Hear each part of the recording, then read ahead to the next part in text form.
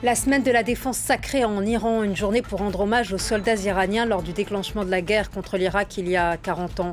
Le président Hassan Rouhani veut présenter un plan de coopération régionale à l'ONU. Nous irons à Téhéran dès le début de ce journal. Veille du sommet exceptionnel du climat sur l'ONU, une soixantaine de chefs d'État et de gouvernement sont attendus. Le président français Emmanuel Macron doit y participer avant l'Assemblée générale des Nations unies. Israël attend toujours un nouveau gouvernement. 5 jours après le scrutin, la coalition centriste bleu-blanc est légèrement en tête devant le Likoud de Netanyahou, mais aucun des deux partis ne dispose d'une majorité suffisante à la Knesset. Cet après-midi, le président Reuven Rivlin doit recevoir tous les chefs de parti.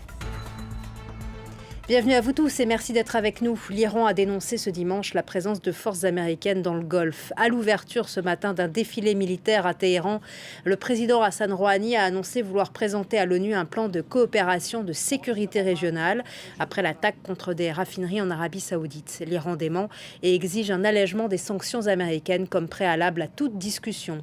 On écoute le président iranien Hassan Rouhani. Nous annonçons au monde entier que la présence de forces étrangères peut être problématique et dangereuse pour la région, pour les voies navigables internationales, pour la sécurité maritime, pour la sécurité pétrolière et énergétique. Mais notre manière de faire, c'est de créer l'unité en coordination avec les pays de la région. On retrouve Siavash Ghazi, notre correspondant à Téhéran. Vous avez plus de précisions sur le plan que le président iranien va présenter à l'ONU ?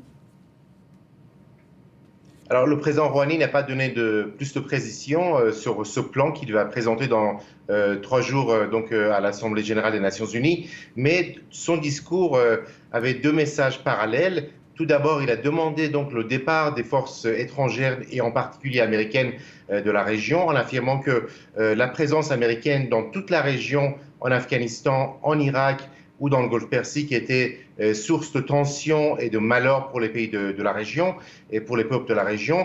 Et parallèlement, il a affirmé que l'Iran était prêt à coopérer avec tous les pays de la région, en affirmant que Téhéran était prêt à oublier les erreurs passées de ses voisins, notamment donc l'Arabie Saoudite, en particulier dans la guerre au Yémen contre les Houthis. Et donc c'est probablement c'est ce message-là qui va présenter et le plan qu'il va présenter à l'Assemblée générale des Nations unies sera basé sur ces 2 axes, c'est-à-dire départ des forces étrangères et coopération entre les pays de la région pour assurer la sécurité du détroit d'Ormuz. Une rencontre entre Donald Trump et Hassan Rouhani semble exclue, bien qu'avec Donald Trump tout soit toujours possible. Alors, les responsables iraniens, aussi bien le guide suprême iranien, l'Ayatollah Khamenei, mais aussi le ministre des Affaires étrangères et Hassan Rouhani lui-même, ont rejeté toute rencontre avec le président américain tant que les Américains n'auront pas levé les sanctions qui frappent durement l'économie iranienne depuis 1 an et demi, et aussi tant que les Américains n'auront pas réintégré l'accord nucléaire de 2015. Le guide suprême iranien a affirmé il y a quelques jours que Téhéran était prêt à avoir des rencontres avec les Américains dans le cadre du groupe 5+1, à condition que les Américains réintègrent l'accord nucléaire. Et donc, pour l'instant, il semble exclu que le président Rouhani puisse rencontrer le président Trump. Merci beaucoup, Siavash Ghazi, pour votre analyse. Merci à vous. Au lendemain de la démonstration de force de la jeunesse mondiale pour le climat, plusieurs centaines de jeunes se sont réunis au siège des Nations Unies pour un sommet climatique juste avant l'arrivée à New York de dizaines de dirigeants politiques. Le secrétaire général de l'ONU, Antonio Guterres, veut mettre la pression sur les gouvernements. La correspondance à New York de Céline Bruno.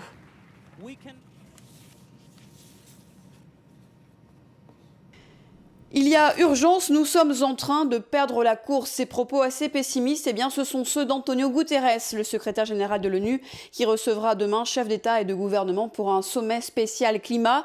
Guterres qui veut mettre la pression maximale sur les décideurs et qui demande qu'on arrive avec des idées, qu'on passe à l'action et qu'on cesse les beaux discours et les belles promesses. L'objectif affiché de ce sommet, tout mettre en œuvre pour limiter le réchauffement de la planète en diminuant les émissions de gaz à effet de serre. Alors entre 60 et 100 leaders ont répondu présent. Ce ne sera pas le cas de Donald Trump qui sèche ce sommet. Le président américain qui, depuis son élection, multiplie les déclarations climato-sceptiques. Alors agir sans l'engagement et sans le soutien des États-Unis, est-ce vraiment possible? Eh bien, c'était une des questions qui était posée à l'autre sommet climat qui a eu lieu hier, le sommet climat pour la jeunesse. 600 jeunes venus de 140 pays pour réfléchir, pour donner des idées, pour exposer aussi des initiatives locales qui fonctionnent, des jeunes qui veulent faire entendre leur voix aujourd'hui. Nous ne sommes peut-être que 25% de la population mondiale, déclarait une jeune fille, mais nous représentons 100% du futur de la planète. Début des consultations en Israël sur la formation d'un nouveau gouvernement après le résultat des élections législatives. Le parti du Premier ministre sortant Netanyahou est arrivé derrière le parti centriste de Benny Gantz. Le président Rivlin doit entamer ce dimanche des consultations avec les différents partis. Explication Julien Cheïda. Ils sont deux pour un seul fauteuil. Le Likoud, le parti du sortant Benyamin Netanyahou, est arrivé deuxième avec 31 élus, quand son rival Benny Gantz, à la tête de la formation bleu-blanc, totalise 33 sièges. Quel que soit le scénario, aucune des alliances espérées n'obtiendrait la majorité absolue de 61 sièges à la Knesset. 55 pour l'alliance des partis de droite et religieux dirigée par Netanyahou, contre 57 pour Benny Gantz et sa coalition potentielle formée des listes de gauche et arabes. D'où les appels à la constitution d'un gouvernement d'union nationale. Lors des élections, j'ai appelé à la mise en place d'un gouvernement de droite. Malheureusement, les résultats des élections montrent que cela n'est pas possible. Le peuple n'a pas tranché entre les deux blocs. Benny, nous devons mettre en place un gouvernement d'union nationale le plus large possible. Sur le principe, les deux candidats sont d'accord, mais aucun ne semble vraiment disposé à laisser à l'autre la place de Premier ministre. Je suis intéressé et compte former un gouvernement d'union large et libérale que je présiderai.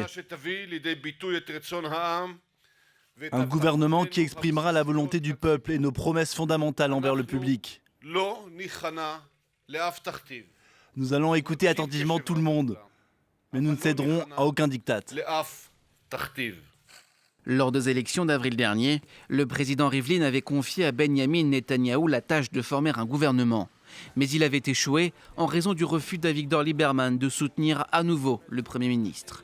Avec 8 sièges, la liste nationaliste laïque de l'ancien ministre des Affaires étrangères affiche son hostilité aux partis arabes et ultra-orthodoxes. Mais ce dernier a déjà prévenu que seule une large coalition avec le Likoud et le parti de Benny Gantz aurait son soutien. Nouveau rassemblement à Hong Kong dans le quartier Sha Tin. Les manifestants ont déjà pris pour cible l'aéroport occupant le hall des arrivées. La situation reste tendue. Hier, un drapeau chinois a été brûlé. Ce matin, ils ont de nouveau été nombreux à le piétiner. La police est intervenue dans un centre commercial où se trouvent les étudiants. Forte mobilisation donc à Hong Kong avec ces jeunes toujours munis de leur parapluie, symbole de la contestation contre le gouvernement, et Carrie Lam, la dirigeante de l'exécutif. En France, les journées européennes du patrimoine se poursuivent tout ce week-end. 17 000 sites ouvrent leurs portes au public, l'occasion de découvrir des lieux habituellement fermés. Visite guidée de la garde républicaine, boulevard Henri IV à Paris, où sont dressés les majestueux chevaux. Le régiment de cavalerie assure quotidiennement des missions de sécurité publique dans la capitale. Reportage. On prépare le départ galop. C'est la dernière unité à cheval de l'armée française. Les cavaliers d'élite de la garde républicaine répètent des chorégraphies équestres en musique. Doucement, n'allez pas trop vite dedans. Ça fait partie aussi du patrimoine par notre équitation, puisque nous travaillons sur les exercices des grands maîtres français qui nous ont inculqué une bonne doctrine. En plus de la sécurité, la garde républicaine a pour mission de préserver des savoir-faire. Dans ces ateliers, tout l'équipement des 480 chevaux et militaires est fabriqué sur place. Des pièces uniques comme la selle d'armes et le chapeau traditionnel. Sur les rangs, ils doivent être les plus beaux.